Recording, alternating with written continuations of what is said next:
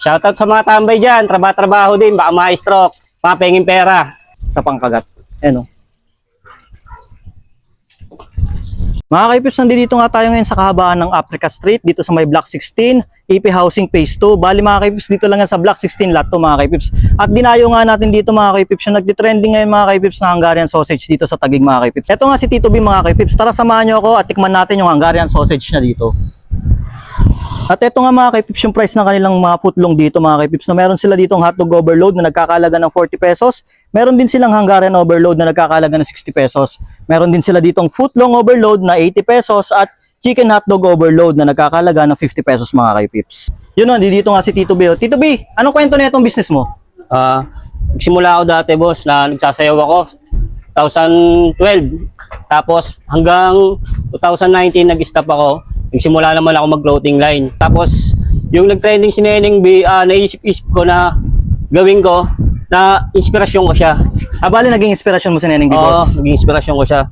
Boss, ano naman yung pinagkaiba ng Hungarian sausage mo kay Neneng B, boss? Halos magkaiba lang naman kami ng brand pero mas sabi nila mas juicy at saka yummy.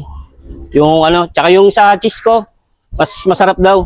Ano naman po yung mga nilalagay nyo dyan sa Hungarian nyo, boss? Lettuce, tapos pipino, tsaka kamatis, tapos cheese. Yun. Matanong ko na rin, boss, anong oras nag-open tong store nyo? Nag-open yung store namin 11 AM hanggang 7 PM. Shoutout nga pala sa mga tropa ko, Tagalooban, sila Ipe. Yun o, solid. Boss, order ako, boss, ha? Tikman ko yung Ito na, Hungarian. sige. Thank you. Okay. Sir, ito na po yung Hungarian nyo. Yun o. Ito na mga kaipips, oh. 60 pesos lang to mga kaipips. Tikman na natin. Yun mga kaipips, nandito nga tayo ngayon sa store ni Kuya Tito B. At dinayo natin itong kanyang Hungarian overload mga kaipips. Nagkakalaga lang to ng 60 pesos. Bali, rin yan, overload din sa cheese. Ang pinagkaiba lang, meron dito nga kamatis, meron din siyang cucumber, tapos meron din lettuce.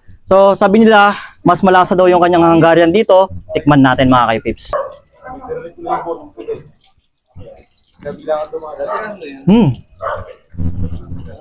Solid. Malasa yung cheese na dito Talagang tamang-tama yung alat ng cheese na dito. Masarap. Maano magad yung kanilang cucumber dito mga kaipips. Mangunguya mo yung mga gulay niya. At solid talaga siya sa halagang 60 pesos mga kaipips. Ayun tinayo yung laman Hindi ka talaga magsisisi dito. At hindi lang yung mga kaipips kasi meron din sila dito ang footlong. Meron din sila dito yung jumbo hotdog. Tapos yung chicken hotdog. I-try nyo na lang. Dito lang yung mga kaipips sa may habaan ng Block 16, Africa Street. Bale yung block nila dito, Block 16 lot 2. Makikita nyo na agad yung store ni Kuya Tito B dito. Solid talaga yung nila dito mga kaipips. Yung Hungarian nila. Sa pangkagat. Ayan o.